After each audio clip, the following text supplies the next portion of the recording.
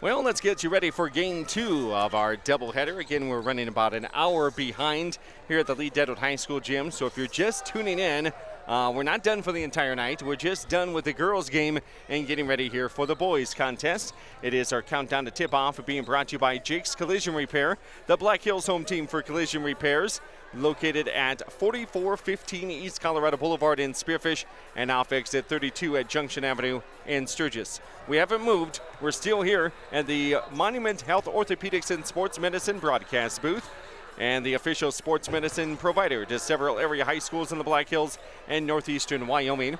The Sturgis Scoopers, I believe they're still back in their locker room with about 7 minutes left to go before player introductions. The Lead-Deadwood Golddiggers are getting some jump shots up and going with their, look like they're starting 5 out there, getting some of the shots, and then of course the reserves have to get the ball back to them for more shots.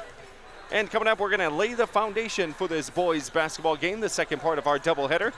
Leading things off, the Sturgis Scoopers are 2-6 coming into the game after suffering a 1-point loss almost at the buzzer on Saturday afternoon at home against Stevens in a game they led the entire way until about 3 seconds left to go in the game.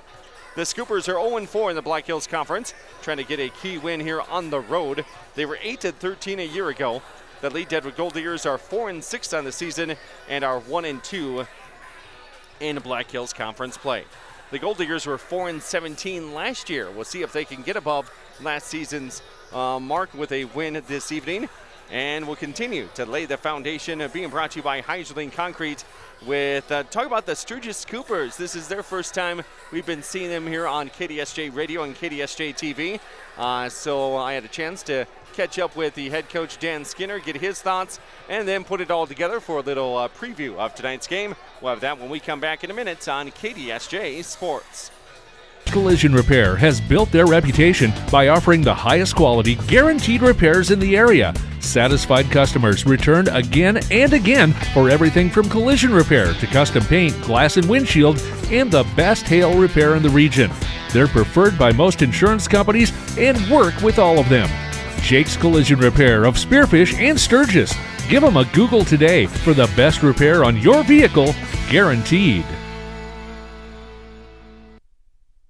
Monument Health Orthopedics and Sports Medicine is everywhere you need us to be. On the sidelines, supporting our local athletes, at our clinic locations throughout the region, and at our Ortho Express walk-in clinic when you don't have time to wait. We're here when you need us, working as a team to make your comeback stronger than ever.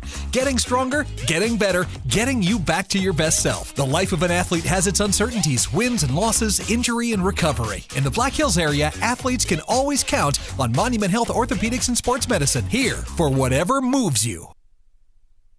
You see them everywhere. That's because Heiserling Concrete of Spearfish. Welcome back to the Jake's Collision Repair countdown to tip-off as we get set for the second game of our doubleheader tonight between the Sturgis Scoopers and the Lead-Deadwood Golddiggers. Let's dive in a little bit deeper to the Sturgis Scooper boys basketball program. Dan Skinner is in his second year as head coach of the Scoopers, who are 2-6 so far on the season. The outlook for the rest of the season does look hopeful. They have some talent in their starting lineup, while some freshmen are continuing to develop at the sub-varsity levels. Coach Skinner said it's all about the process, showing up every day and working your butts off. That's what this group needs to concentrate on the rest of this season. The Scoopers finished 8-13 a year ago. Some of the players that have stood out this year include Ryan Heinert. He's eclipsed the 1,000-point mark in his career, along with Tegan Wormstead and Dalen Dishak. The rest of the varsity roster features cross-country runners, football players, and a couple baseball players to make up a talented and athletic team. They're just trying to put things together for this year while playing some tough competition in Class AA and the Black Hills Conference. The season started back on December 13th at Custer, with the Scoopers lost to the Wildcats 71-54. They would come back later on in the week and get a win at home against Pierre 55-52.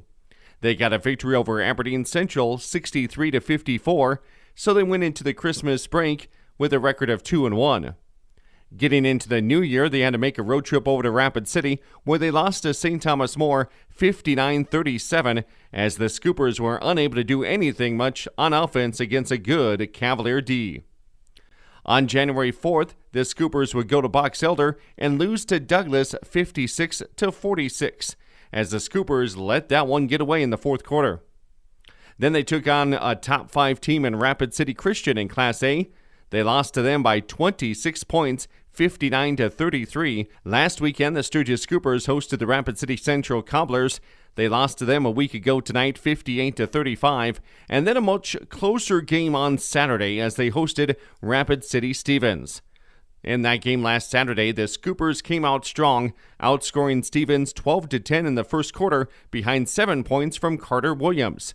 2 3-pointers by Hayden Rock and even a 3-pointer by Ryan Heinert helped the Scoopers outscore Stevens 14-10 in the second quarter to give Sturgis a 26-20 halftime lead. Hayden Rock popped in 2 more 3-pointers in the third quarter, extending the Sturgis lead to 41-34 heading into the fourth. As the game was winding down, Hayden Rock found Ryan Heinert on the low block.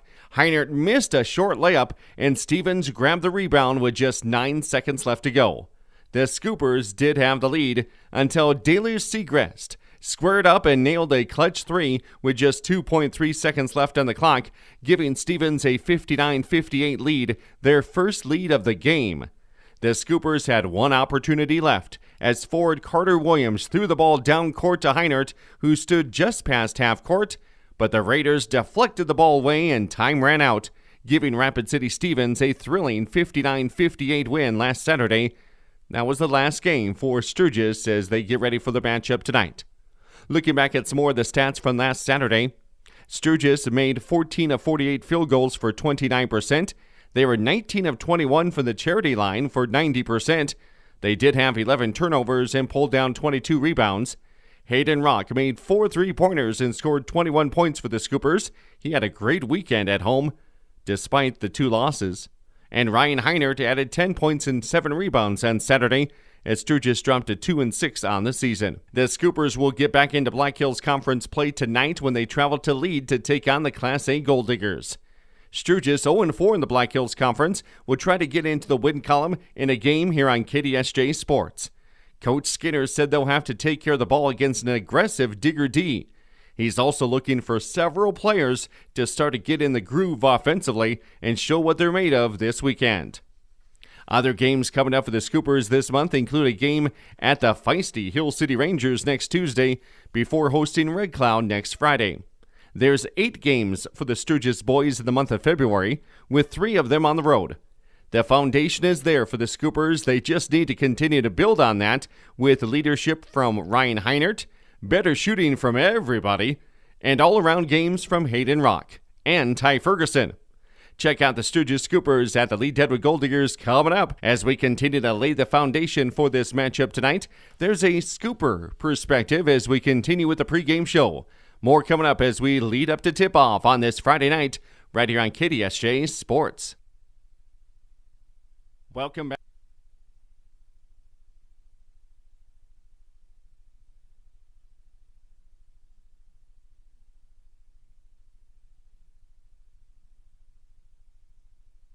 Well, the Sturgis Scoopers making the short road trip, one of the shorter trips here in the Black Hills Conference, as they come up to Lead tonight for the second game of our doubleheader between the Sturgis Scoopers and the Lead-Deadwood Golddiggers. As we continue with our pregame show being brought to you by Jake's Collision Repair, with a location in Sturgis as well as over in Spearfish, it's time for our Dana Dental Arts starting lineups. Dana Dental Arts, our family helping your family. Here's Clayson Davis with the starting lineup for the visitors, the Sturgis Scoopers. Yeah, this is how the Scoopers will start. We'll go with Tegan Wormstad, a 6'1" senior guard wearing number 0. Number 3, that is Jackson Cano. He's a forward at 5'11". He's a junior wearing number 3. Number 4, that's Hayden Rock. He is a 5'10" junior guard for the Scoopers. Number 14, that's Dylan DeShock. He is a 6'3" senior forward wearing at number 14 for the Scoops. And then finally, sharpshooter Ryan Heinert, a forward at 6'3" senior, wearing the lucky number 24 for the Scoopers that are head coached by Dan Skinner, assisted by Patrick Cass, Nick Nagel, and Vonslich say. I'm sorry I had you do the Sturgis Scooper lineup. Sayaloni. Good job. Let's see. I apologize in advance. Here we go. Lead-Deadwood Golddiggers starting with Bo Wichterman, the senior forward at 6'4". His twin brother, Ben Wichterman, senior forward at 6'3", just an inch smaller than his twin brother. Getting the start tonight, Kenan Rogers, junior guard at 6 foot. It is Blake Jensen, the point guard. He's a 6'2" sophomore guard. And rounding out the starting five, he got the win at the buzzer one time against the New Underwood Tigers. Belfouche it was. Let's see, Ethan Finn for the win one night. He's a senior guard, 6'3". So they start with 3 seniors, a junior, and a sophomore for the Lead-Deadwood Golddiggers under second-year head coach Dan Jensen, as the Golddiggers come into this contest with a record of 4-6 on the season, 1-2 in the BHC, as they go up against the Sturgis Scoopers, who are 2-6, but a Class AA team who's looking for their first Black Hills Conference win. And the officials will blow it dead here, and we'll wait for things. As already maybe a little pushing and shoving from Bo Wichterman and Hayden Rock. First time for us here announcing a Sturgis Scooper game, but I think you're going to be impressed with Hayden Rock and Ryan Heinert tonight, the 2 main players for the Sturgis Scoopers. But as you go down the list, Tegan Wormstead is one of their captains, and then you have the 6'7" Max Vleem. We'll see what Ty Petranco can do. We just found out last week that he's going to run cross country for USD, so you know he's fast and athletic. Here's an open 3 for Ethan Finn. That's off the back iron, no good, and rebounded by Ryan Heinert. Heinert's gone over the 1,000-point mark in his career, and any place on the floor is a green light for him as he misses the 3-pointer there. Here comes Kenan Rogers for the Lead-Deadwood Golddiggers as we're just early on, 35 seconds in. 0-0 game. Loose ball on the floor, and this one looked like it could get physical before the opening tip, and now we have a loose ball on the floor and a jump ball. Possession arrow pointing to the Diggers since the Scoopers won the tip. Yeah, it's definitely a change of pace after watching that girls game, trying to get used to the speed of the boys side. But it could be a very physical game. These 2 teams know each other very well. Again, have been playing against one another pretty much ever since they were all kids. So it'll be interesting to see who can break open the scoring early, as both teams, nothing really on offense for either team as we're about a minute past this first quarter. And the referees kind of put their stamp on this game right before that opening tip, said, if we're going to be pushing and shoving now, then we are going to call everything throughout this game, and it might include some tees. Lead-Deadwood, kind of the David against Goliath in this one as a Class A squad going up against Class AA. The Wichterman boys can't get a shot to fall for each of them, so 0 for 2 on that possession. Here's Heinert. Pass over into the corner. 3-pointer on the way. No good. Just nothing can go for Sturgis. They are getting the looks as head coach Dan Skinner over on the far side of the court, and has an assistant coach that Clayson can't pronounce. Dan Jensen, second-year head coach for the Lead-Deadwood Golddiggers. A layup is missed for Sturgis. They've been 0 for 3 from long range. They miss a layup there. And here we go with Bo Wichterman with the basketball. Wichterman backs down Heinert, now gets it off to Ben Wichterman. All white jerseys and unis here for Lead-Deadwood. Bo Wichterman inside, gets the shot to fall from about 4 feet out. He has that nice little touch there in the lane. Bo Wichterman gets our scoring started on the Junix Chrysler Jeep Dodge Ram scoreboard. Yeah, that's Bo Wichterman's game. Just some jump shots in the middle of the lane, and there he's getting rebounds as well. Bo Wichterman can really just do it all for Lead-Deadwood, as he's really pretty much done throughout his entire career. Wormstad misses the shot. Back to Lead-Deadwood. Lead-Deadwood likes up-tempo style, get up and down the floor, sometimes crazy and out of hand, but they'll go with it if they get as many shots up as they can, including a 3-pointer by Bo Wichterman. Now, some of the bugaboos for Lead-Deadwood is them getting under their own skin at times and getting aggravated, and also that third quarter is always sometimes a disaster, actually, for Lead-Deadwood this year. Here's Heinert for 3, up over his defender, no good. Lead-Deadwood would take that all night long, and a rebound to Wichterman. Yeah, right now, Sturgis, they have open looks. They just haven't had anything really able to hit right now for Sturgis. See if they can get something on this transition. Scoopers underneath with a layup, and that goes. Nice finger roll by Hayden Rock. He plays bigger than he is as he goes right into the paint, and now it's 5-2 as the Scoopers got on the board. It took him about 3 minutes to do so. Here's Cannon Rogers. Now Lead-Deadwood likes to shoot the three because they don't have quite the size, as we saw right there. Goes in against the trees and gets blocked. Foul called on Sturgis as Coach Skinner paces the sideline with a little bit of pep in his step as he wants his next unit to do better, as he's putting 3 guys over at the scores table to get in. And one of them is going to be 6'7" Vleem, and I think he's challenging Vleem to go in and just dominate inside. Yeah, Max Vleem coming out on the floor right now for Sturgis. We also have Carter Williams, who was the quarterback for Sturgis this past fall, into the game as well, and also number 21, and that is Ty Ferguson. They have cross-country runners like Ferguson and Petranco. You have Heinert, who mainly focuses on basketball. You have the quarterback out there. You have Wormstead, who is a receiver. Extra passes here by Sturgis. And it is tipped away, and then still taken here by Heinert. He has a nice soft shot in the paint, and that bucket will go for Ryan Heinert. So him and Rock, the main 2 players, have the 2 field goals, and it's now 5-4. Turnaround by Bo Wichterman, and we'll have a foul called here on Sturgis. I believe they're going to catch Carter Williams being a little too aggressive on defense. If you're just joining us here for the boys game, the girls game was all Sturgis. They win at 57-16. As we say thanks to Jake's Collision Repair, Monument Health, and also to Dana Dental Arts. Here is Blake Jensen coming off the bench tonight. He puts up the shot just in front of the free throw line. No good. Rebounded underneath by Sturgis. Up ahead, Scoopers like to run as well, maybe a little bit more under control. Is a nice pass in the corner. And we're going to have an offensive foul away from the ball. The three-pointer, well, let's see. It was Kano who shot the 3. We're going to catch number 23.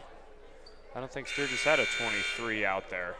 It'll be on Golddiggers 23, Ethan Finn. Ah, okay, that makes sense. That's his first team foul on the Golddiggers. That's one thing Lead-Deadwood will need to stay out of foul trouble, because they don't have near the depth that Sturgis has. So if this game gets late in the fourth quarter, especially when Lead-Deadwood has been known to give up leads, they'll need to have all their ball club players in the game free of foul trouble. Lead-Deadwood brings in 4 or 5 guys off the bench, but they're not scorers. They're usually in there for defense, as Blake Jansen gets called for the foul there as he goes up for the block. So that's his second team foul. And to the free throw line will be number 21, Ty Ferguson. He'll get 2 free throw opportunities. Gets the basketball, takes his time at the line, and the first free throw is no good off the back iron. No subs at the scores table, so same 5 for each team will stay in there. And he'll get the ball from the official. Does like to take his time at the line. And the second free throw goes in. Get 10 seconds. If you use 9.9 of it and it goes in, it's all right. Now the Lead-Deadwood Golddiggers trying to get something done after being up 5-0. It's now 5-5. As Ferguson with the 1 free throw there to tie it up. Lead-Deadwood, here's the jump shot by Bo Wichterman. He has got to continue to attack, especially in the lane with that soft little 10-foot floater. He gets it to go. Golddiggers have the lead back 7-5. Here's Ethan Finn with the steal, and then he dribbles it off his foot. Turnover there on Lead-Deadwood. He is fast, but got to get it under control as James Burke checks in for Lead-Deadwood. Golddiggers with the white unis, white shorts with diggers across the front in maroon cursive with maroon numbers on the front and back. Sturgis going with the black and red with scoopers across the front in red and the numbers in red with white outline. Three-pointer is up and good for Hayden Rock. He's starting to stroke it as the scoopers take the lead back 8-7. They pick him up full court here now. Cannon Rogers has some trouble. It's stolen away, this time by Petracco, and he lays it up and in for 2. So Lead-Deadwood learning now that they're going to have to break some of this press and full court D. And here's another steal by the Sturgis Scoopers. They're thieves at nighttime here on a Friday. Layup is missed. Layup is missed again. Putback is missed. Oh my goodness. The bunnies are not falling for the Sturgis Scoopers. And another layup, this time not putting it home with a slam dunk. Maybe could have. Wormstead is in the scoring column. He has 2. 5 different guys have scored for the Scoopers as they lead at 12-7. Yeah, and Lead-Deadwood getting a little sloppy with the ball, especially with that last possession with Bo Wichterman. He had his man open as a missed shot there by Ranapaw, but Sturgis, they already got a few steals already, and if they can get going in transition, it'll just start their offense. And especially when Sturgis gets going on offense, especially with the likes of Ryan Heinert, and right there, Bo Wichterman with the courtesy with the foul on Sturgis. They can start the offensive firepower early for Sturgis.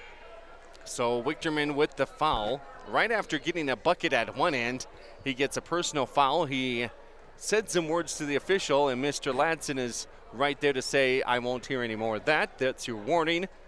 And again, Lead-Deadwood, we've seen it plenty of times. Your guys get a little hot. And here's the three-point play possibility for Sturgis. Rolls around the rim and goes in for Ferguson. It rolled around, hit every part of the rim, and finally fell through the net. Well, the Sturgis Scoopers on a 15-2 run here in the first quarter, and it's thanks to the pressure defense by Sturgis. 3 out of the last 4 possessions have been turnovers on Lead-Deadwood. Here's the Scoopers on the attack. Find a shot from the corner. 3-ball, good by Hayden Rock. Give him the rock and he'll make you pay. 18-7, and it's an 18-2 run at this portion of the first quarter. Scoopers, right like that, take control, and it's their defense turning into some offense. 1:15 left to go, first quarter. We'll be back in a minute here on KDSJ Sports. Most trusted name for everything from driveways, sidewalks, decorative stamp patios, and of course, foundations. Heinzerling Concrete is proud to support the activities that help our area youth build their foundation for future success. Whatever the job, Heinzerling Concrete is the name you can trust. Google Heinzerling Concrete in Spearfish or call 210-2320. Beef Logic, Inc. is proud to sponsor South Dakota's high school and collegiate athletes this season as they work alongside their partners at the South Dakota Beef Industry Council to deliver the Build Your Base sports nutrition program at local high schools and colleges around the state and the country. Are you looking for a simple, easy-to-follow program that can help you and your family optimize performance both on and off the field of play? Check out buildyourbase.org and learn why beef continues to be the premier protein for athletic performance and recovery.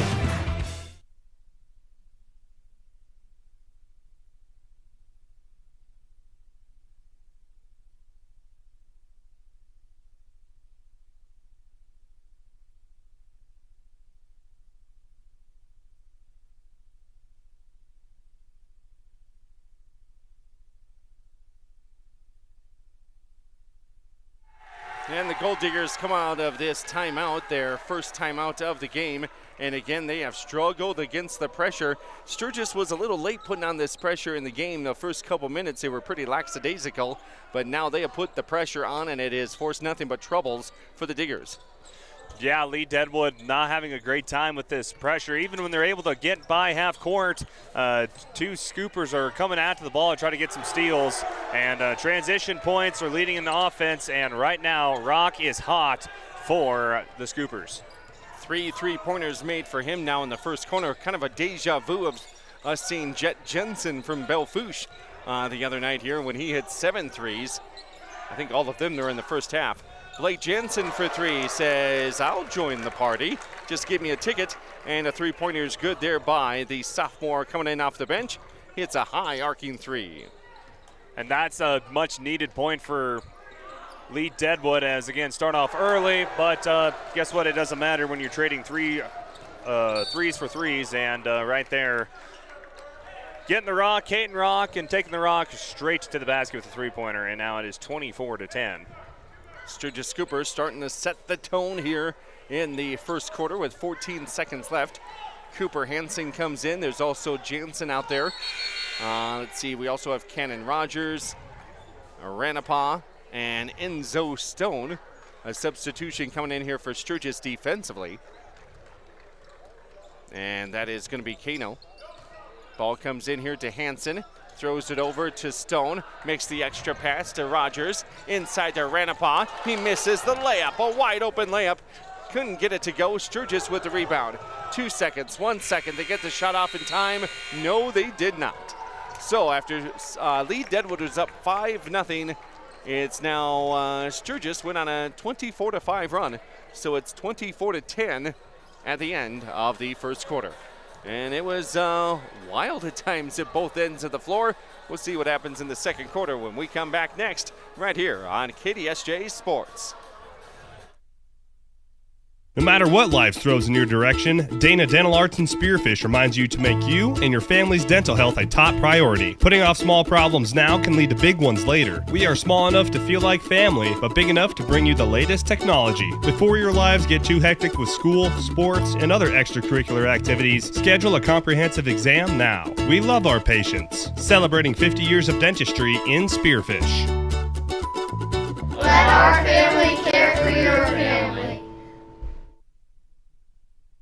Whether you've lived here for years or if you're new to town, everyone wants to know the best place to buy a quality pre-owned car, truck, and SUV, or where to go to have your current ride kept in shape. Brandon Kemp here from Superior Auto Solutions in Spearfish. Need new tires? We got them, all major brands. Your brakes squeaking, or do you just hear something that's not quite right? We can help. Or maybe you're looking to upgrade to something a little more suitable. Well, you came to the right place. Superior Auto Solutions on Colorado Boulevard in Spearfish, or find us online at superiorautost.com.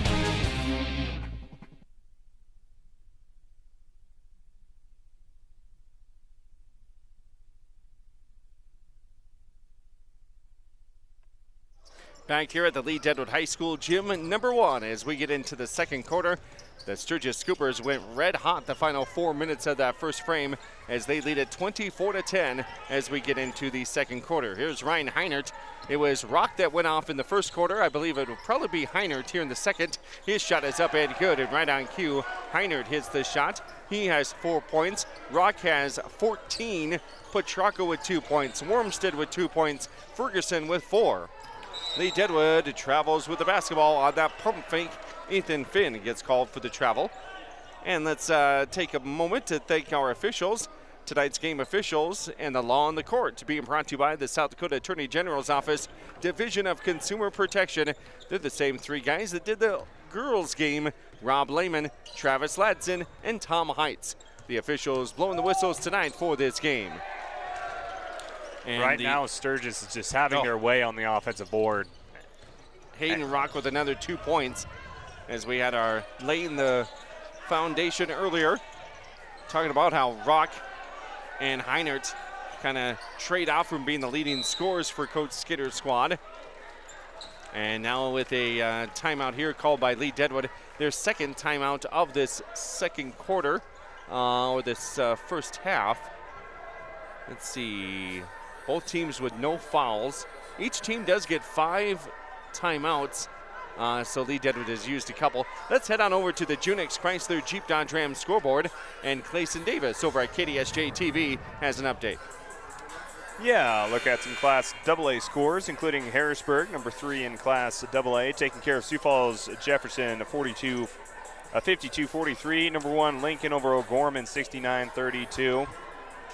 Rapid City Central leading Brookings right now, 62-43. Watertown leading Stevens, that is, 28-26. In the Little Memorial Conference Tournament, Timberlake over Harding County, 52-46. Lemon taking care of Faith, 62-31. Here is Bo Wichterman with the basketball for the Lead-Deadwood Golddiggers.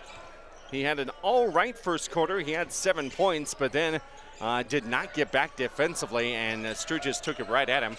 As Bo Wichterman has it, three-pointer on the way. That's going to be off the mark, no good. All black and red in the paint to get that defensive rebound. And here's Rock.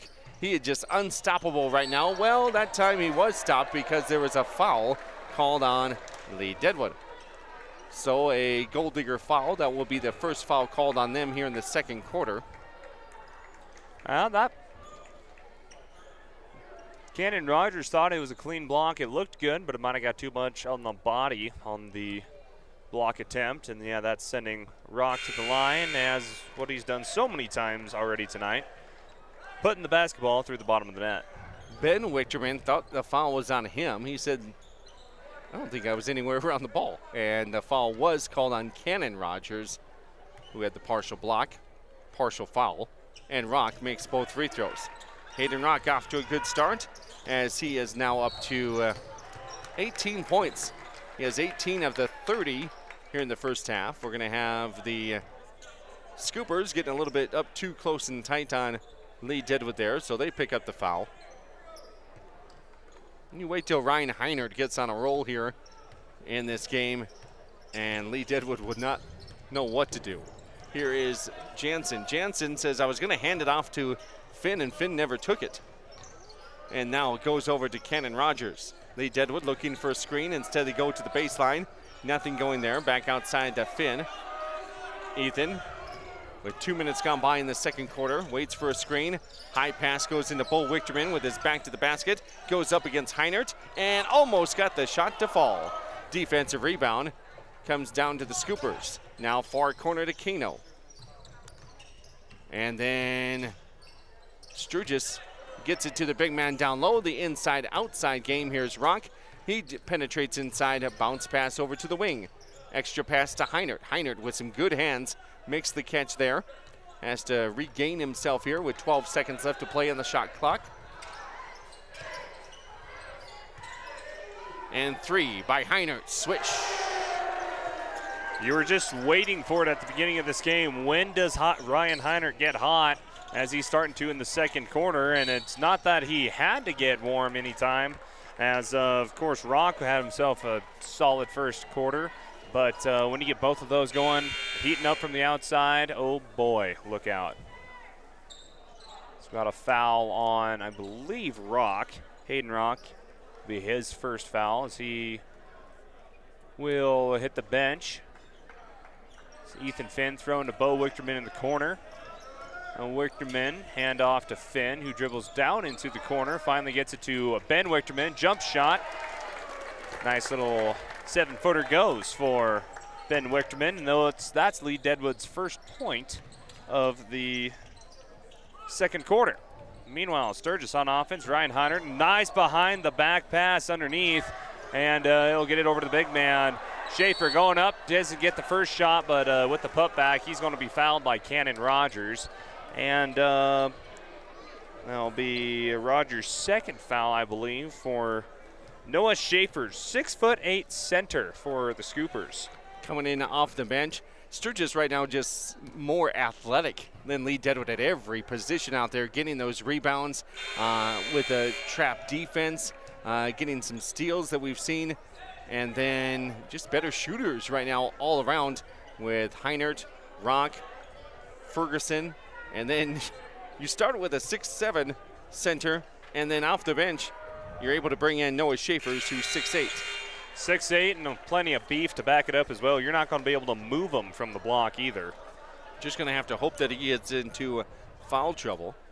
As he exits the game.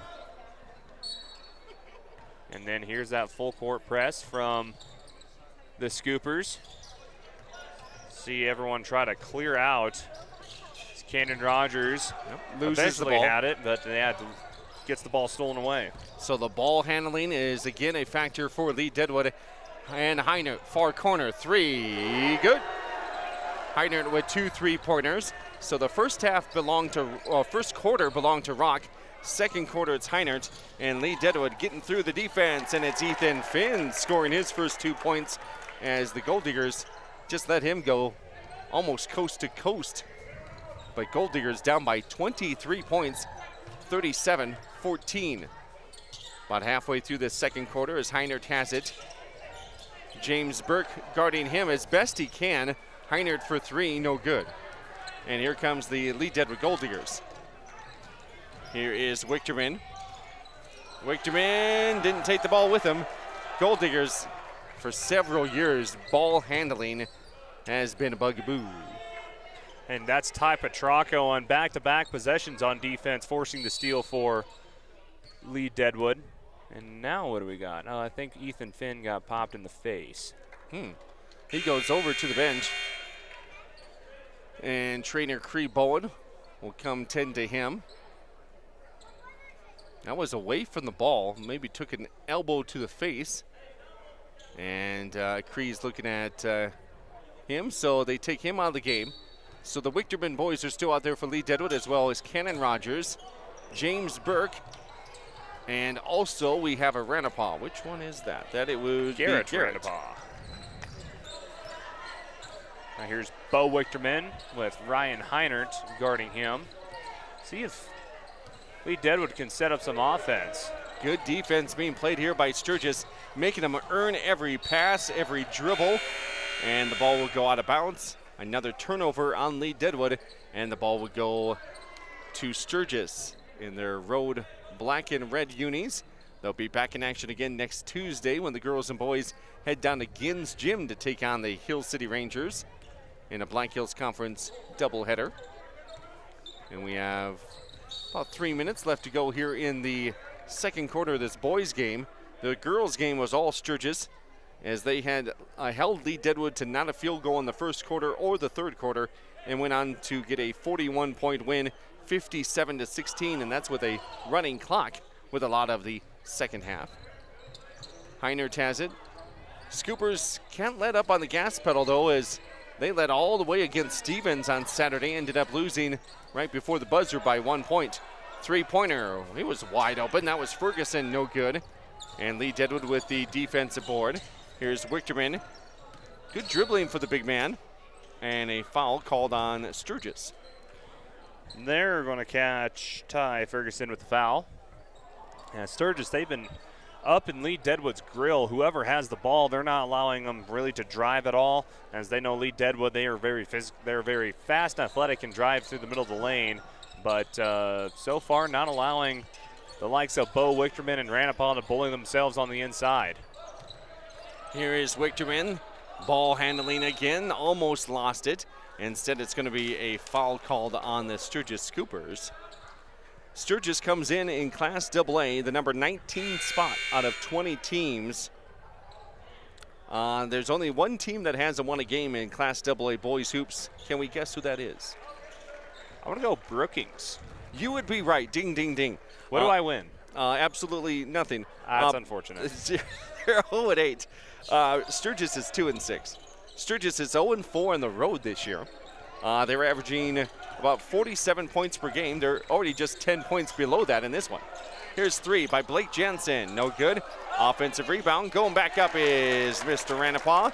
And getting the bucket there is Brady Ranapaw. Not known for his scoring, but he does the dirty work down low, getting the boards, playing defense, and we'll put Brady in the scoring column. Yeah, it'll be interesting to see what Ranapaw can do in this game, especially with 6'7", 6'8" underneath. Ranapaw not quite having the size, but with this lineup right now for Sturgis, they don't have any true size on the floor. Yeah. But that looks to change very quickly, as it looks like Vleem is getting ready to enter back in the ball game. Three starters are out of the game for Lead-Deadwood. Ben Wichterman, Ethan Finn is sitting on the bench. They might be coming in here shortly, but we have free throws to take care of first, and that's Kano at the line. His first free throw is good.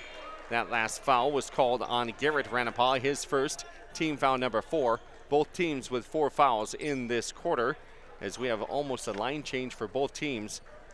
As I mentioned, the Sturgis Scoopers score about 47 points per game.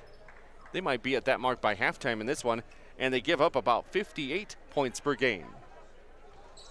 And the second free throw is no good, but they have a second chance. Three-pointer is no good. And going up sky and high. Nice rebound there by Cannon Rogers to get the board. So Sturgis has quite the hill and ladder to climb. As we talked about that in laying the foundation segment of the game, they're really going to have to lean on Heinert and Rock and a few other role players. If they want to win some games against Class AA teams, they're going to have to bring it, as there's few spots to move up to get to at least number 16. That game on Tuesday at Hill City is not going to be a gimme, even though it's going to be against a Class A squad. Hill City, they are about as athletic as a team you're going to see, especially Those two guards that Hill City has, they can get hot like that. They can move the ball well. They like to play small ball, and if you're not ready to run with them, look out. As Sturgis, if you can't play defense against them, you might have the size, but when Hill City starts hitting shots from the outside, it's going to be a track meet. 38-18. Scoopers up by 20 in this boys contest. We have a minute 20 left to go. Good ball movement here by Sturgis all around the perimeter. Maybe feed it into Vleem. He's trying to post up underneath there. And they're going to go with a reach-in foul on Lead-Deadwood. Speaking of the Golddiggers, they're in Class A, Region 8. A region that is being dominated by Rapid City Christian at the moment. They're the #1 team in the region at 10-1. I believe they're also ranked 3rd in the latest media polls as well. In fact, I have those on KDSJ-TV. I'll just show them to you right now. They lost to #1 Sioux Falls Christian over the weekend at the Hanson Classic. Sioux Falls Christian might be the overall best team in boys basketball across the state. That's no kidding. And they did lose to them, so they actually moved up a spot in the rankings. Goes Christian, Hamlin, Rapid City Christian, Lennox, West Central with Dakota Valley getting some votes. Free throw, 1 and 2 is made by Hayden Rock. Here is Bo Wichterman, baseline, puts up the shot over the defense, and that goes for Bo. Usually it's straight out just in front of the free throw line. This time he took a baseline. I was kind of concerned because he couldn't use the glass, but he made it anyway. Here is Sturgis with some subs into the game. 3-pointer on the way, no good, and it's rebounded by Cannon Rogers. The second best team in Region 8A right now would be the Custer Wildcats. Lead-Deadwood, usually at the bottom. Right now they're actually 5th out of 7. They have a 4-6 record. Hot Springs is 2-6. Belle Fourche is 2-8. Lead-Deadwood averages 57 points per game. They're going to have to turn it on to get to that point. They give up about 63 points per game. And a timeout on the floor. We'll take it with them. We'll be back in 30 seconds here on KDSJ Sports. Make eating better, easy with Tropical Smoothie Cafe in Spearfish. Just because you're in a hurry doesn't mean you can't eat better. Made to order smoothies, wraps, sandwiches, and flatbreads that instantly boost your mood, all with delivery available. Plus, check out all the different flavors of smoothie bowls, salads, and even breakfast items. Located off I-90, exit 14 on Platinum Drive, just down the hill from the Holiday Inn. Eat well, live well at Tropical Smoothie Cafe in Spearfish.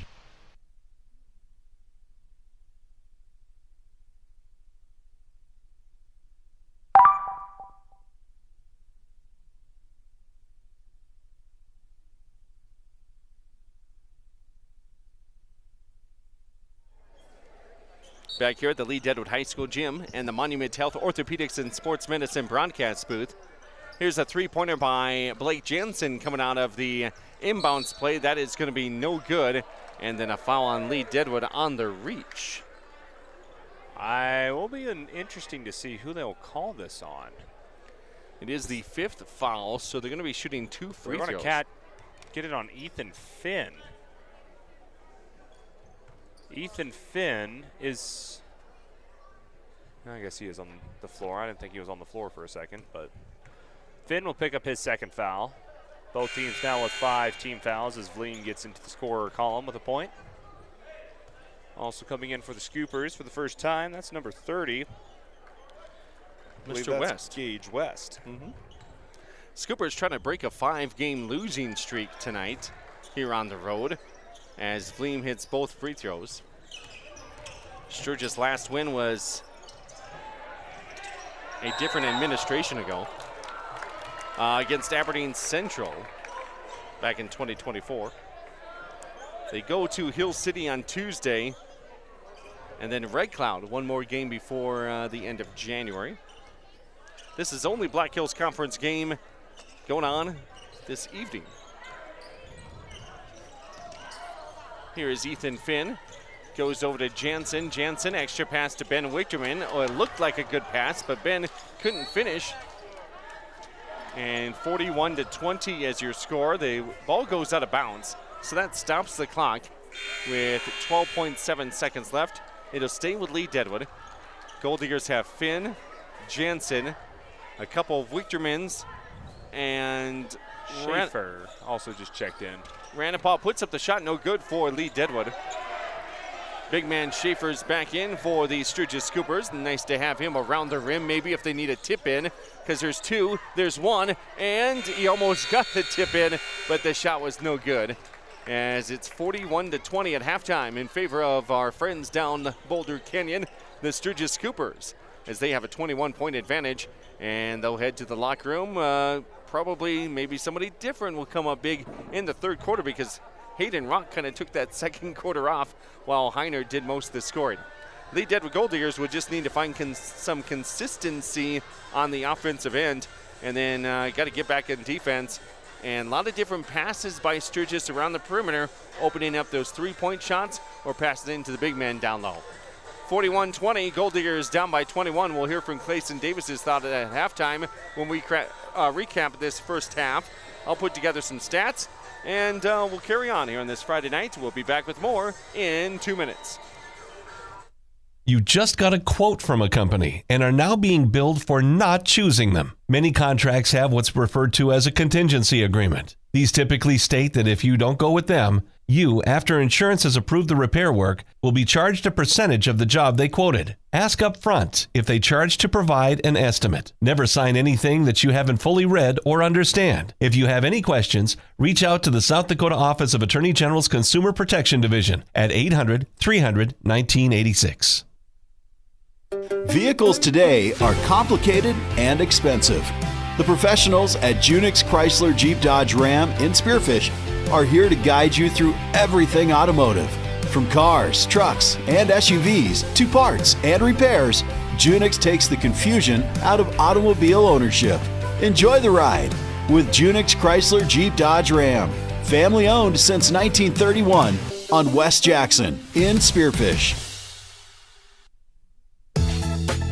Whatever the weather, Wolf's Plumbing and Heating keeps you in the comfort zone with expert heating and air conditioning repair or replacement from American Standard Mitsubishi. For over 70 years, Wolf's Plumbing and Heating has delivered quality service to the Northern Hills and Northeast Wyoming.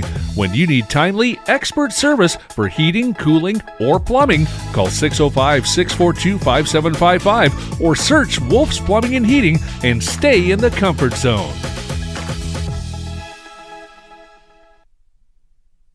Quality food at a fair price. That's what you expect, and that's what you'll get at the Millstone Family Restaurant in Spearfish. Perfect for breakfast, lunch, or dinner, or to grab a bite to eat before or after the game. Choose from daily specials, and a trip to the fresh soup and salad bar is always a hit. Plus, the Millstone can accommodate larger groups, like buses or your next meeting in their private party room. So, if it's just you and a friend or the whole team, get a great meal at a great price. The Millstone Family Restaurant in Spearfish.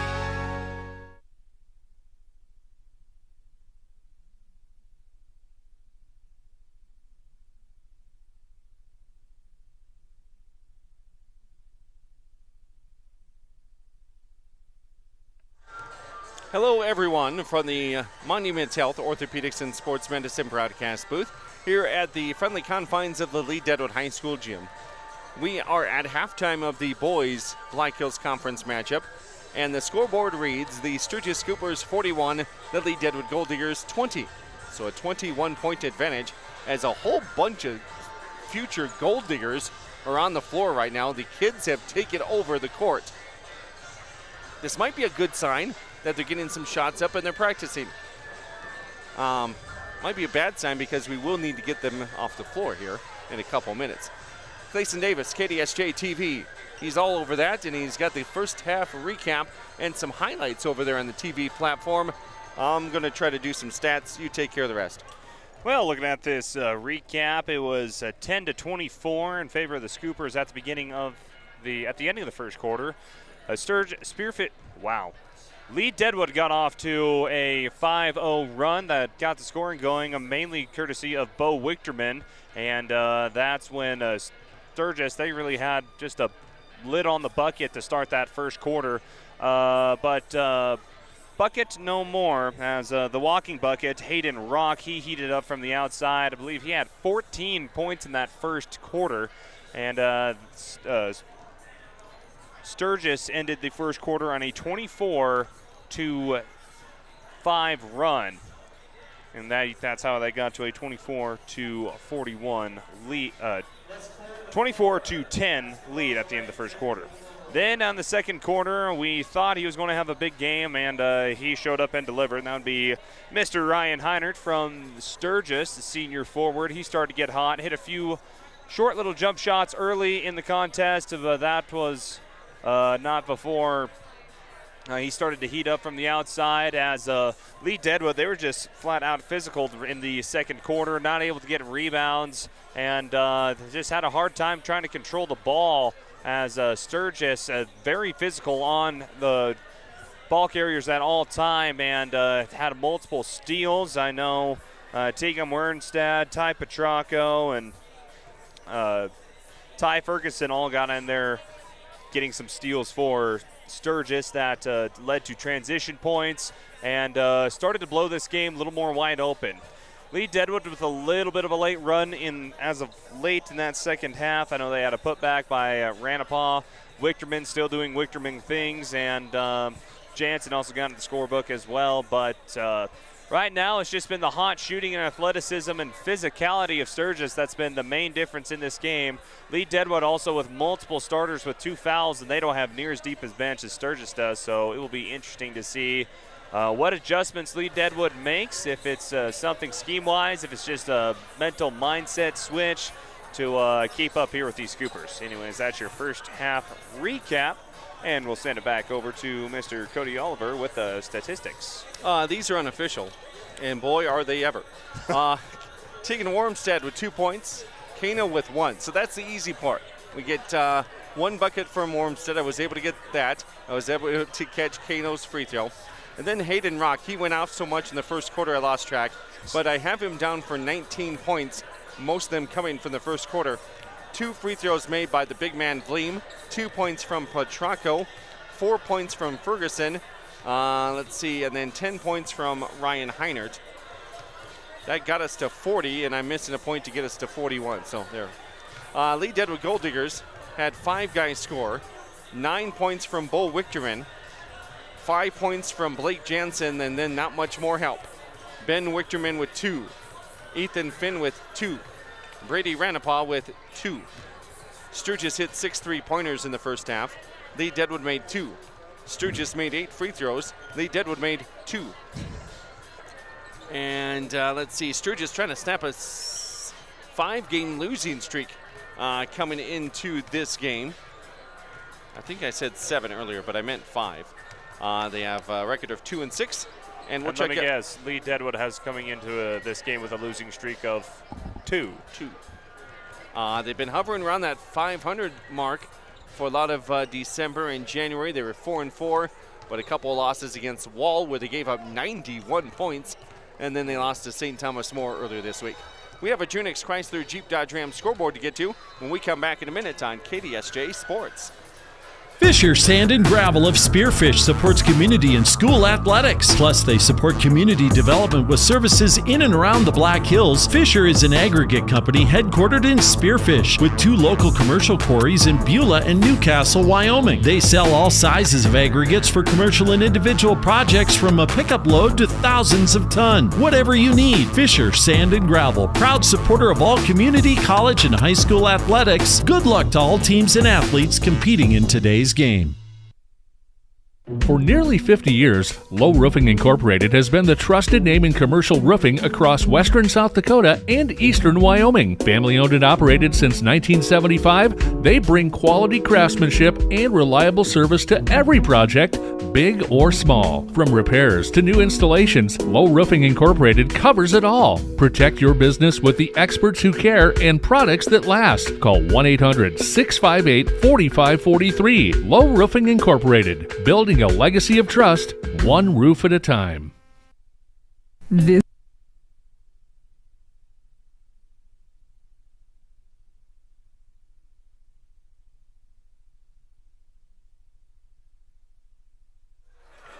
And as halftime festivities continue, which I thought it would be a chore to get the kids off the floor, it was.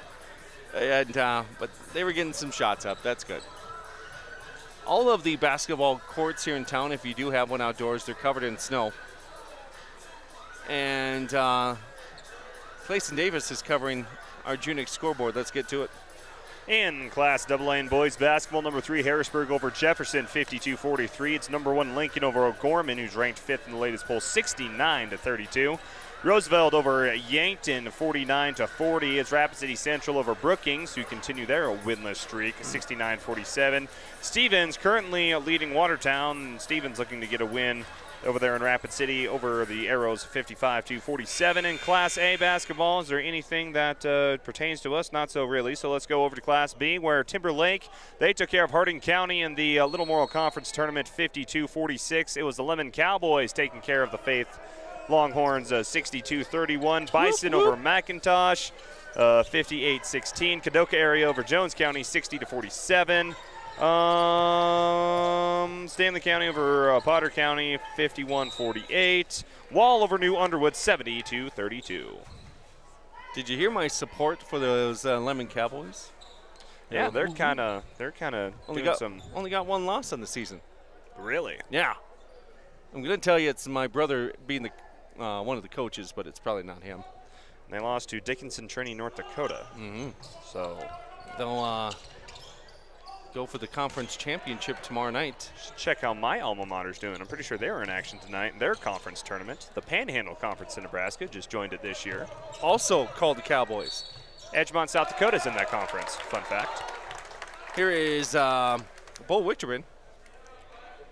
And he is getting a +1 opportunity here. In fact, my alma mater, the Cody Kilgore Cowboys over the Sioux County Warriors, which is Harrison, Nebraska in the Panhandle, 58-18 in their conference tournament. All the Nebraska sports news you want right there in 10 seconds. We get back to action here, 41-22 with 7.5 minutes left to go, third quarter. All whopping 5 of them that are listening on KDSJ Radio and KDSJ-TV. Here's Hayden Rock underneath. Look at that athleticism. He got it to go up and under. 21-point lead for the Scoopers. They do have some weapons. Here is Bo Wichterman. He's been the main show so far as he gets fouled again. This is going to be a push called on the Scoopers as they're getting physical here in this third quarter.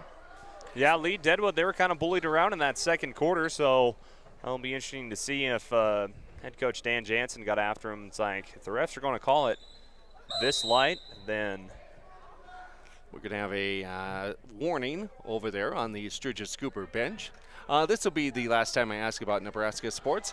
Cody Kilgore, is that just one town or is it 2 small towns put together? 2 small towns, 1 school system. It's not quite a consolidation. It is 2 towns put together for 1 high school. The middle school is in Kilgore, Nebraska, which is about 20-ish, 15-ish miles away from Cody, east on Highway 20. And then Cody, Nebraska, the giant population of 120 people on game day make up the other half of the town. They're building a new middle school there that I got to check out over Christmas. And yeah, of course, as you realize, Cody, that your alma mater gets so many advancements the moment you leave. I give you an inch and you took a mile. This is the first time you've asked about Nebraska sports, probably ever since we've been doing games together. Because most of the time I just do it. Here's Ethan Fitt. Throws it over to Cannon Rogers. You ask me about Nebraska basketball, I will not answer that question. And for the third straight possession, the Golddiggers will be fouled. And this would not be a shooting foul. That's already 4 team fouls on the Scoopers in the third quarter. And a minute 26 gone by. It'll probably change the other way if the Golddiggers aren't careful here. Here's Cannon Rogers with the ball and some nice looking shoes over there. You in the shoe game today. Yes, he wins the award for the boys contest. Wichterman finds Cannon in the corner for 3 and it's switched. You got nice shoes, you can shoot the ball well. And that is going to be a 3-pointer made there from the corner by Rogers. And Lead-Deadwood starting to play a little bit better here in the third. Maybe a little one-sided conversation at halftime will do that. 43-27. 6:10 left to go, but Sturgis, watch for them to come on the attack as Rock goes over to Heinert. Gets the man up in the air. Back over to Heinert. Open 3 from the corner. Missed. Rebounded by nobody in particular. put back up and in as finally getting the basketball was Kano, and he scores 2 points. Tegan Wormstead has been kind of quiet here for Sturgis in this game. Vleem hasn't had a field goal yet. And we will have Sturgis with the basketball here mid-court as the turnover called on Lead-Deadwood. 45-27 as the pass goes over to Deshak, and his pass intended to go back to Wormstead is tipped away. Thanks for joining us tonight on all across our KDSJ platforms. Probably other things you could be doing on a Friday night, but we thank you for having your ears with us. KDSJ 980 AM, 103.5 FM in the Northern Black Hills, KDSJ980.com. We have people that have the KDSJ mobile app as Heinert gets that shot to go in the lane. He now is up to a dozen. Here's one Wichterman to the other, and a push, and already 5 fouls called on the Scoopers, and we have 5 minutes and 26 seconds left to play in the third quarter. So the clock is going to stop. Bo Wichterman was tie his shoe, and his brother Ben Wichterman will go to the free throw line.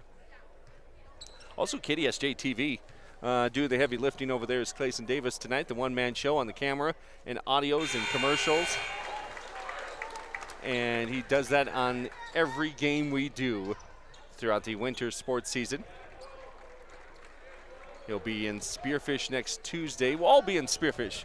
We're going to get the gang back together, man. Oh, it's going to be one big happy family. Tuesday night, we have St. Thomas More at Spearfish. We're going to have more sportscasters in the building than you'd probably care to know about. We're going to have Mike's.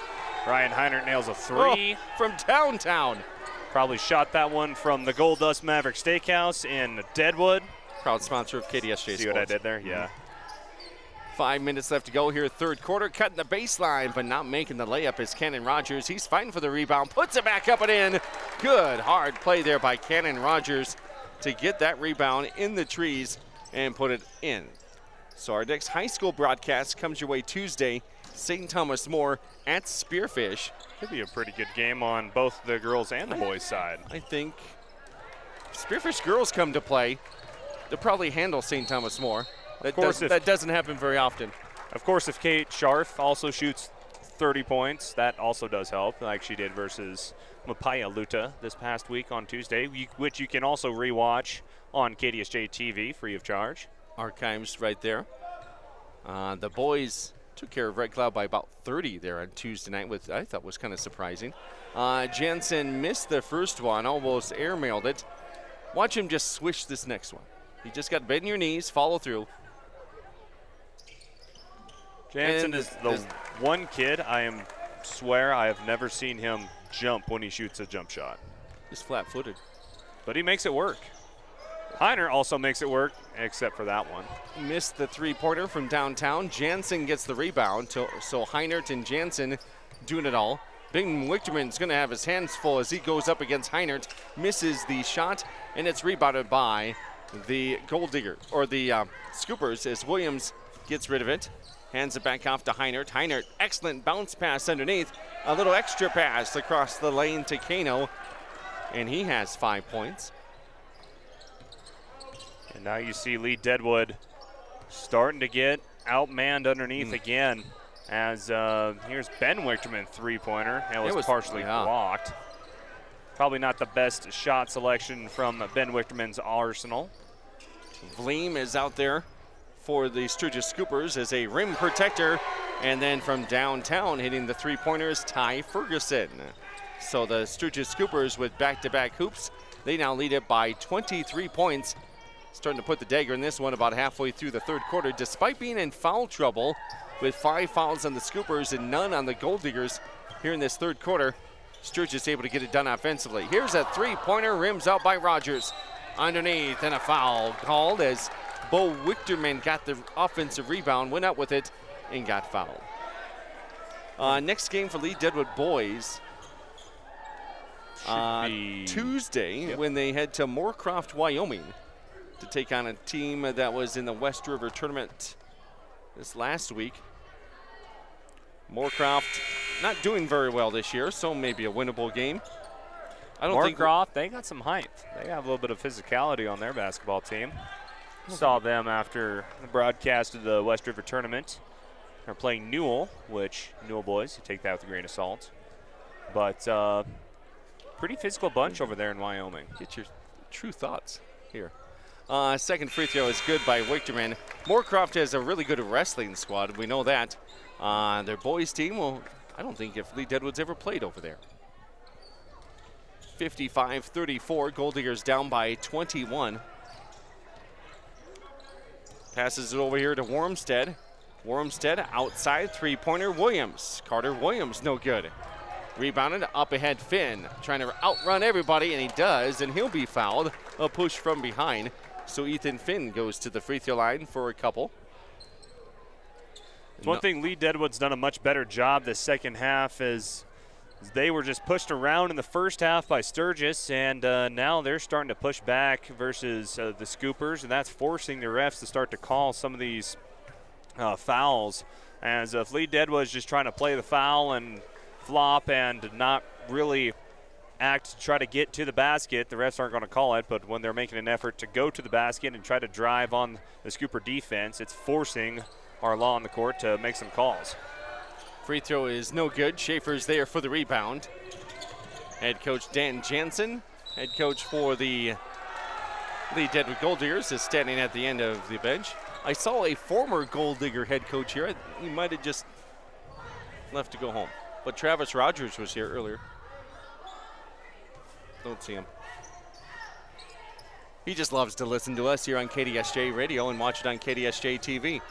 Here's Wormstead, back outside, bounce pass, three-pointer with the banana shoes, no good, and it's rebounded here by Lead-Deadwood. It's Ethan Finn with it. Finn dribbles, stops, pump fakes. He did everything there as Ethan Finn gets it to go. I was really happy at the end of the game against Belle-Fourche as he hit a buzzer beater there.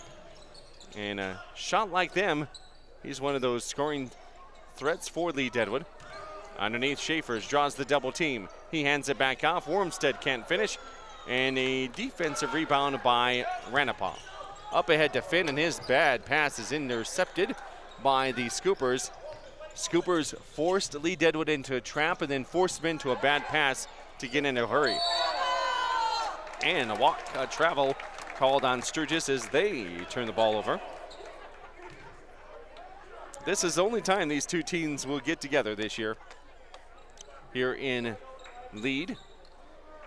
Good crowd for Sturgis making their way up here.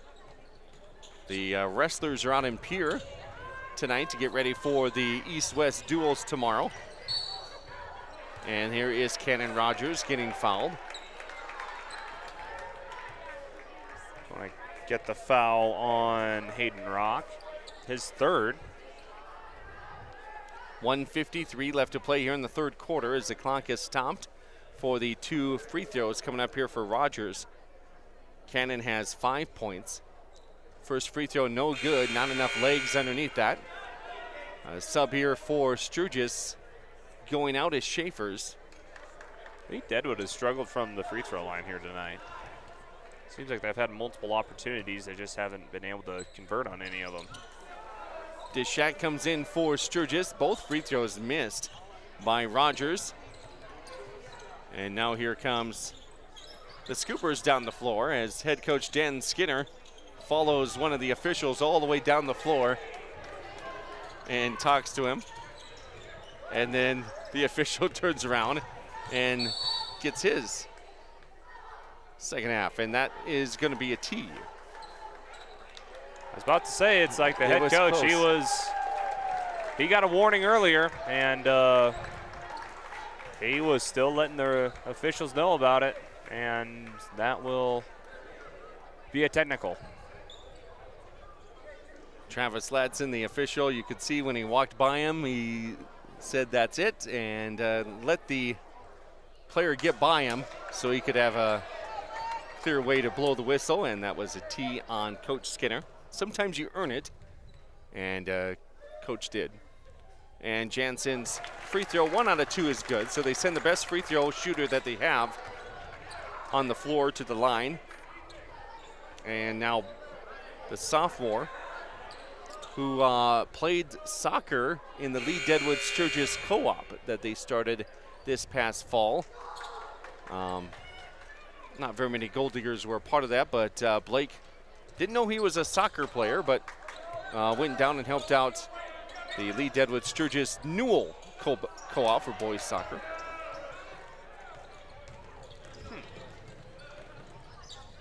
Underneath, are they going to call this a bucket? No, they're going to stay on the floor.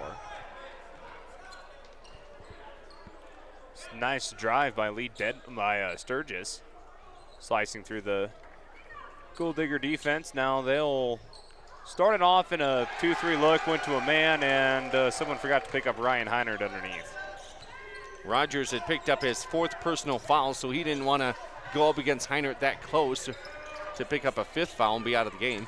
Here's Ethan Finn, goes up, he gets blocked from behind. We got contact all over. They have to pick Ethan Finn up off the floor. Ryan Heinert might get called for the foul here as he went over the back and got partial block. That'll be his 2nd. And now Finn goes to the free throw line. So we have a minute left to go here in the 3rd quarter. First free throw is good for Finn. Rogers checks out, and Garrett Ranapah checks in, a freshman. He is the only freshman for the Deadwood. Second free throw by Finn, no good. Rebounded here by Deshak. Gets it up to Heinert. Heinert over to Rock. They're playing pretty free ball now. 3 ball, no good. As they did a nice job of getting it down the floor. Couple passes, had the good look. Couldn't hit the 3. Here's the steal by Sturgis. Here's another nice bounce pass. They go into the lane. Rock made the layup, +1. Hayden Rock picking up where he had a great first quarter. Now he's up to 23 points. And let's see, this foul will be called on somebody for Lead-Deadwood. And it's going to be in the process of shooting. I believe Ethan Finn. Yep. So the blocking foul on Finn could have been a charge, one of those 50-50 plays. That's Finn's 3rd. And Hayden Rock has a chance for a 3-point play. Hansen checks out for the Golddiggers. In comes James Burke. And the free throw is up and good for Rock. Here on the Lead-Deadwood Golddiggers home floor for this Friday night matchup. One of 2 games this week for Lead-Deadwood. Only game this week for the Sturgis Scoopers girls and boys. Ooh, Schaefer's pass intended for Rock, and he thought Rock was going to go one way, and he went the other way, and they end up throwing the ball over to a cheerleader. 25 seconds left to play, 3rd quarter, so the shot clock is turned off. Finn throws it in, goes to Ranapah. One Ranapah to the other. Here's Finn, fadeaway shot from the baseline, partially blocked. It's a clean block. Ball underneath as Bo Wichterman turns around in traffic. Doesn't get the shot to fall. Schaefer's gets the rebound, gets it to Rock, and we got 7 seconds left to play here in the 3rd quarter. James Burke picks him up. Goes over to Heinert. Heinert downtown, all the way, no good on the 3. Rebounded by Brady Ranapah. A little bit physical quarter there in the 3rd, as it was Sturgis scoring 19 points. Lead-Deadwood Golddiggers scored 18 points. So the Golddiggers are not catching up to the Scoopers, as the Scoopers have the advantage 60-38 after 3. We'll be back with your 4th quarter next in 1 minute here on KDSJ Sports. American Colloid, a minerals technologies company, is not only part of the community we live in, they are the community. Bentonite clay, mined right here in our own backyard near Belfouche in Colony, Wyoming, provides a contributing factor to this area's economic success. This unique product has a huge range of uses, from the main component in cat litter to health and beauty products, pharmaceuticals, and more. It's all produced right here in all of our community. American Colloid Company, working together, winning together. For over 10 years, Allied Construction has been a trusted name in the Black Hills, providing top-quality construction services to our local community. We take pride in being a local business with deep roots in the area. With an A+ rating from the Better Business Bureau, you can trust us to deliver exceptional results on every project. Our team is dedicated to providing personalized service, ensuring your project gets the attention and expertise it deserves. Check out their website today. Click alliedconstruction.com or find them on Facebook.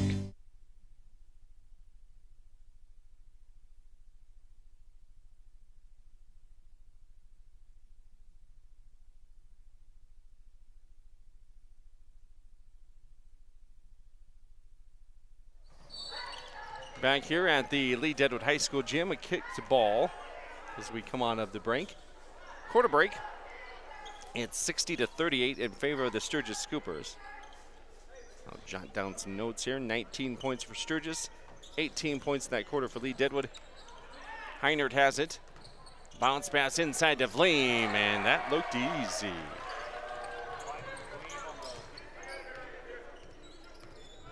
Finding Vleem on the cut there, as Vleem hasn't been much of a weapon for Sturgis offensively, but able to find an open spot. Meanwhile, Bo Wichterman on the other side, dicing through the Scooper defense off the left hand. Both teams trading buckets by the big men. And now here's Sturgis. Again, they have more of the depth. They've been more athletic in this game. Despite getting into a lot of foul trouble in that third quarter, the slate is pretty much wiped clean now as we head into the fourth as they reset the team fouls. Lead-Deadwood actually overall is more of foul trouble than Sturgis is, because a lot of guys for Lead-Deadwood getting up there around 3-4 fouls. Pass from one Wichterman to the other, and again the big man put it down, almost lost it. Lead-Deadwood gets it back. Ethan Finn, long three-pointer. No good. Rebounded by Bo Wichterman. Wichterman out there. Not real sure who the point guard is right now. It looks like they don't have one because they turned the ball over. Blake Jensen is on the bench. Not for long. His dad says, "You're going in, son." Here is the Sturgis Scoopers with the basketball. Kano outside to Ferguson. First nice pass over to the far corner. Heinert catches it in traffic. Heinert behind the arc, waiting for a screen. Now he spins around, goes into the paint, makes an extra pass, and then the Scoopers falter. They lose the ball. Garrett Ranapal with the steal. He gets it off to Bo Wichterman. That looked like it was going to be a nice, fun play for Sturgis, but unable to finish as a whole crew of Scoopers are over at the scores table ready for their chance. Probably see some subs from the Scoopers here soon. Three-pointer, Garrett Ranapal. Money? No. Rebounded by the Scoopers. Going to probably get these starters out of the ball game here soon. Here's Heinert. Picks up his dribble. Nice job of getting it over to Ferguson, who hands it off to Kano, who finishes. Kano with some points in the paint. Now it'll cause a timeout by the Scoopers, as I believe that's what the Scoops were trying to do on that last possession. Just one more pass, able to dump it down underneath to a free man underneath the basket for an easy layup. But Scoopers able to get that one on that possession. In a 24-point ball game, I'd say this one is starting to near its conclusion. Timeout on the floor. It's a 60-second break. We'll take it with them. We'll be back in a minute on KDSJ Sports. Marks the 50th anniversary of Pillin Optical. Since 1974, Pillin has dedicated its business to serving the community with quality eye care at a great price. The inventory has grown, giving you the widest selection of frames while maintaining the best prices for your family eye care needs. Your family is special, and Pillin Optical wants you to enjoy every minute clearly with them. After all, at Pillin Optical, quality eye care and customer service is the most important thing next to your sight. Pillin Optical, family-owned for 50 years, 409 Kansas City Street. Jake's Collision Repair has built their reputation by offering the highest quality, guaranteed repairs in the area. Satisfied customers return again and again for everything from collision repair to custom paint, glass and windshield, and the best hail repair in the region. They're preferred by most insurance companies and work with all of them. Jake's Collision Repair of Spearfish and Sturgis. Give them a Google today for the best repair on your vehicle, guaranteed.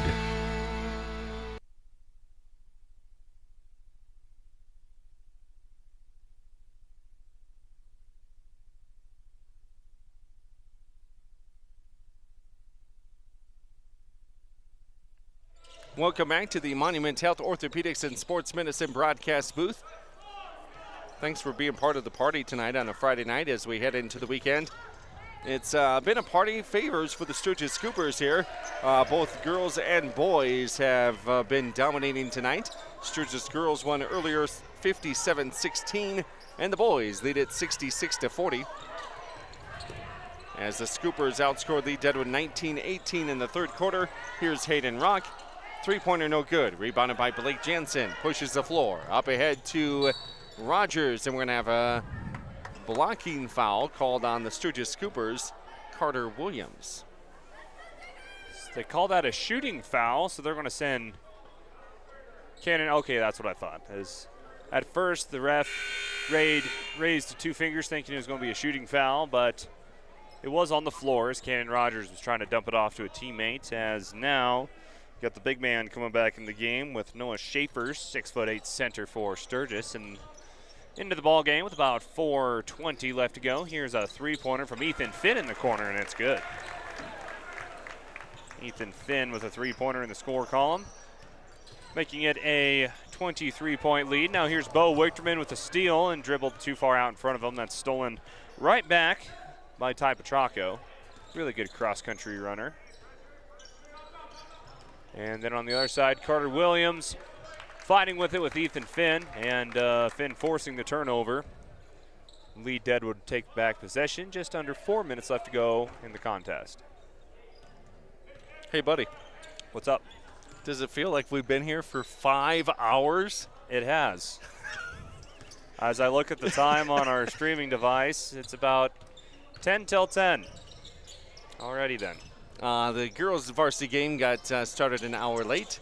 The boys an hour late, so we've been here for it. 66-43. Golddiggers down by 23 points. Pass inside, and the Scoopers finish with Ty Petracco, the senior guard. Gets a layup. Scoopers have had a lot of points in the paint tonight. As 68 points is what they're at now. I'm going to do a little research and see what their season high is. Now we got an offensive foul. And more subs, and a lot of subs coming in for the Scoops. All right, here we go. We got number one. There's two number ones, so I have no idea which one is which. I'm assuming this is Ethan Graff, 5'6", sophomore guard. We have two number ones on the floor at the same time? No, there's just two in the roster. Here's Graff for three, off the rim, no good. Bo Wichterman with the rebound. That would be Jack Holly Jolly. Okay, Jack Holly. Jack Jolly out there for Jack Jolly. Uh-huh. Here's a block on the other end by Sturgis. This is the most points Sturgis has scored all year. 68 points. Alrighty. Good way to finish up. Get rid of a 5-game losing streak. Yeah. Also into the game is Enzo Stone, outstanding freshman for the Golddiggers. So some reserves in the game. The Wichterman boys and everyone else are underclassmen as Bo Wichterman getting the inbounds play in the middle of the paint, puts up a shot, makes it, and gets the foul. Yeah, I think we got here at like 4:45. I got here at about 4:30. Yeah, we punched into the time clock here on a Friday, going into the weekend. Bo Wichterman at the free throw line, misses it. Rebounded by Blake Jensen, puts up the shot, no good. Rebounded by the Scoopers. West will get the board. Up ahead. Shot no good. So that was Grier Simon. Underneath, that shot is good.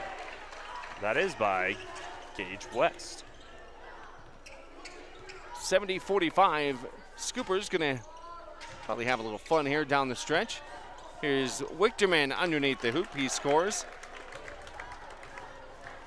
Man, if he could just get some more help scoring. 3 or 4 guys.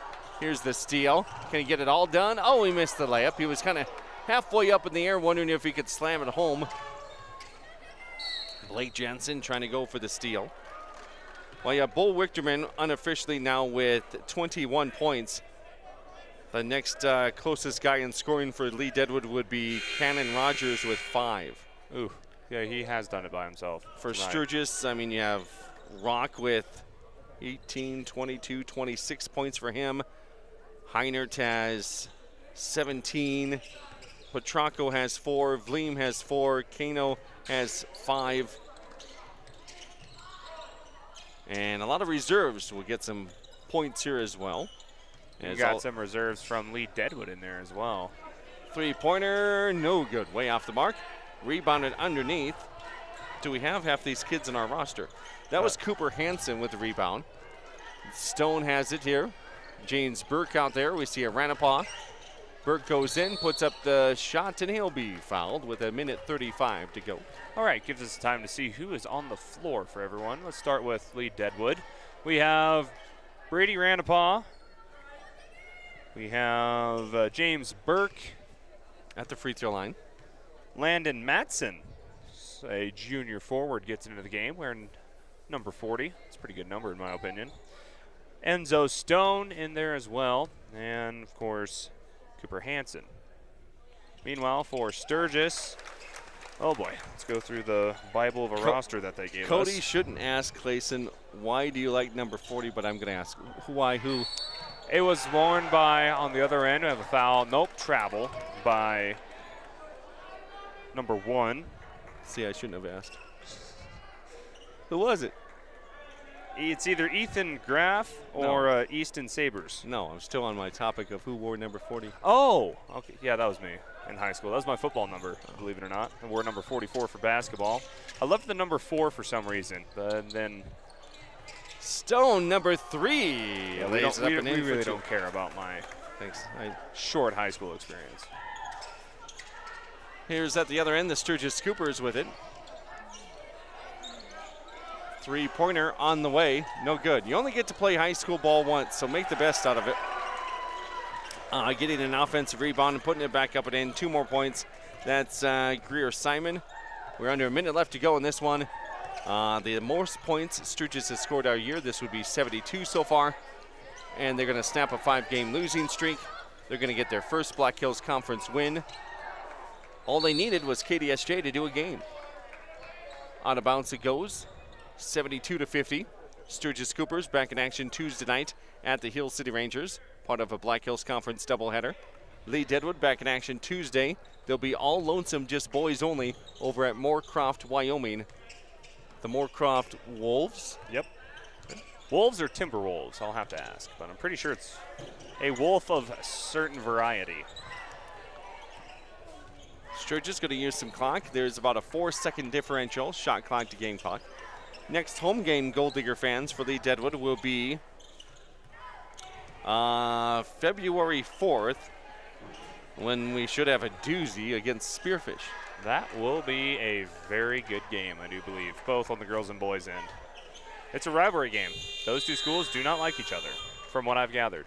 Okay, well, I thought you were really being sarcastic. 3.4 seconds left to go here in the fourth quarter. When am I ever sarcastic? 72-50. Will this be the final score? I'm ready to write it down because they usually don't leave the score up on the scoreboard very long after. You got it on KDSJ-TV.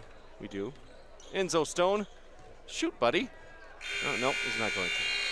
Scoopers win it 72-50. Did they score more than their girls? They did. The girls won earlier tonight, 57-16, and a win for the Sturgis Scoopers, 72-50.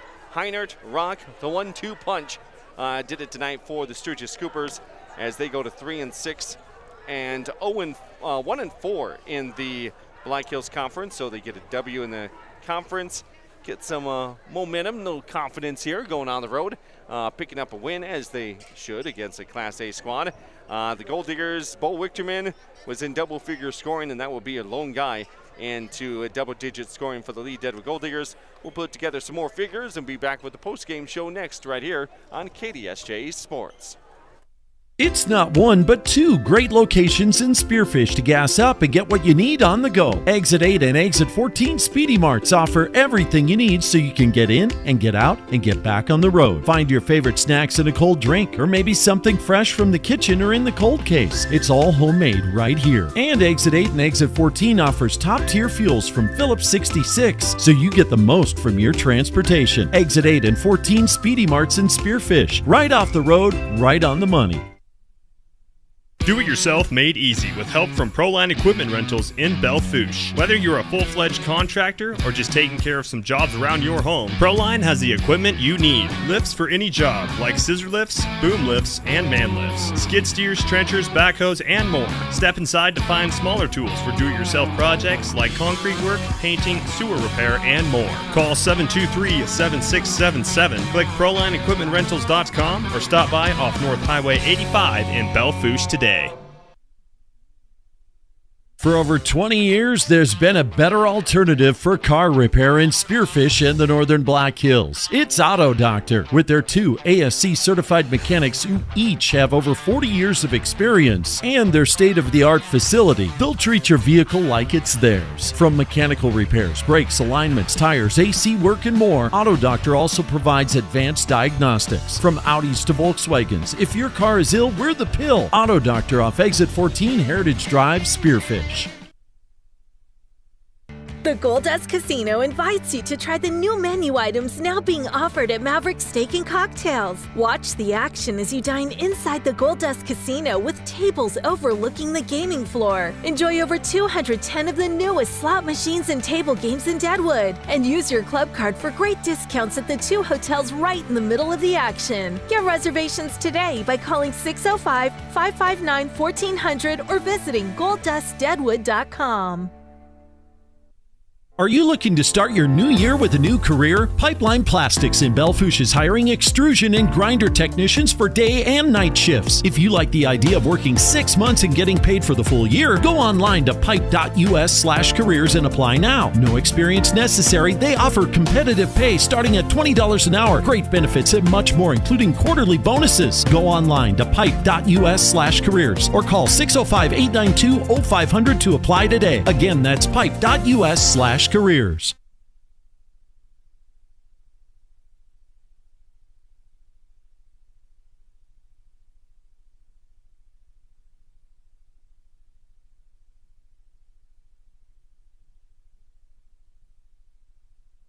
And I am back here at the Lead-Deadwood High School gym, where we just got done with the doubleheader of Black Hills Conference High School hoops tonight. In the girls' game, your final score 57-16 in favor of Sturgis. They improved to 4-4 in the season, 3-1 in the Black Hills Conference. Lead-Deadwood drops to 0-11 on the season, 0-4 in the BHC, as Avery Long was our player of the game for the Sturgis Scoopers in the girls' contest. Leading scorer for Lead-Deadwood in that game was 7 points from Jersey Arts, all in the first half. For the Sturgis Scoopers boys, they win their third game of the year, snap a 5-game losing streak. They win it tonight 72-50. They're now 3-6 overall, 1-4 in the Black Hills Conference. They led it, I think, no, they did not lead it all the way, as Lead-Deadwood got out to a 5-0 start. But then once Sturgis tied it, they never looked back. Thanks to Hayden Rock in the first quarter, Ryan Heinert in the second quarter, and then just a flurry of using their size, athleticism, and getting the job done defensively over Lead-Deadwood tonight. Sturgis led it after 24-10. At halftime, it was 41-20. After 3 quarters, it was 60-38, and both teams scored a dozen points in the fourth quarter to make it 72-50. Lead-Deadwood drops to 4-7 on the season, 1-3 in the Black Hills Conference, and it's time now for our Superior Performance and our player of the game, being brought to you by Superior Auto Solutions. Here's Clayson Davis over at KDSJ-TV. Yeah, and that scoring fiasco by the Scoopers all got started in the first quarter, as after Lead-Deadwood got off to a 5-0 start. Hayden Rock made his presence known, and made his presence known pretty much the entire night, as the junior guard from Sturgis is awarded our Superior Performer for this contest. It's being brought to you by Superior Auto Solutions in Spearfish, as Rock, his hot shooting out the start, got the shooting and scoring all over the board for Sturgis, again, he mainly did most of his damage in the first quarter. I think he ended with like 14 or 15 points at the end of the first quarter as he paced all scores in scoring. We'll hear from Cody Oliver to confirm or deny that. But Hayden Rock, he got the momentum going for Sturgis, and momentum that they would never give back this whole contest. As Hayden Rock, he is awarded our Superior Performer for this contest, being brought to you by Superior Auto Solutions in Spearfish. And I would confirm that he has 26 points unofficially. 26 for him, 17 from Heinert. And then drops off. There were the only two in double figures for Sturgis, but they do get 3, 6, 8 guys into double figures, or 8 guys in the scoring column. Whoa, that would put you at about 80-some points if you're all in double figures. Well, if Ryan Heinert and Rock stayed in the game, they might have got to 80 points. For Lead-Deadwood, 1, 2, 3, 4, 5, 6, 7 guys scored. Only 1 into double figures. Bo Wichterman, 21 points for him this evening. And then 7 points from Ethan Finn is your next closest. Lead-Deadwood back in action next Tuesday at Moorcroft. Next game for Sturgis is a doubleheader at Hill City. We also got basketball coming up on Tuesday on KDSJ-TV. Spearfish hosting St. Thomas More, with girls at 6 o'clock, boys at 7:30. Pre-game show at around 5:30, 5:45-ish area on Tuesday. Again on KDSJ Radio, KDSJ980.com, our mobile app, and also on KDSJ-TV. And also tomorrow we got college basketball on the radio side of things, as Black Hills State University, after men's and women's teams both losing to Colorado Mesa, they'll try to split the weekend as they host Western Colorado starting out at 1 o'clock. With the women's game, men's game at around 3. Our Jake's Collision Repair countdown to tip-off with Steve Ammerman be around 12:30, 12:40-ish area. Let's see, the Lead-Deadwood Golddiggers wrestling team. The girls are out in Pierre today. And then tomorrow the boys will head, actually today the boys are at Stanley County, which would be in Pierre for a duel there. And then the boys head down to Winter for an invitational tomorrow. For the Sturgis Scoopers, looking at their activities, we like to cover all sorts of sports. The girls wrestling team is at Pierre today. We just saw the girls and boys basketball teams get the doubleheader win tonight. And tomorrow, wrestling at East-West duels. Good luck, anybody, if you want to take down the Sturgis Scoopers. Maybe there's some East River schools that can do it. I don't think so. That starts at about 11 a.m. tomorrow morning. The East-West duels in Pierre featuring the Sturgis Scoopers on Saturday. I think that'll do it for us. Yep. Thanks to all of our sponsors, including Jake's Collision Repair, Heiserling Concrete. Thanks to Dana Dental Arts. Exit 8, Exit 14 Speedy Mart, Olson Fuels, thanks to A&J Screening and Park Bench Apparel. Until we talk again next time, enjoy the rest of your weekend. Clayson Davis will have the morning show on KDSJ Radio, and we have Yellow Jacket Hoops tomorrow afternoon here on KDSJ.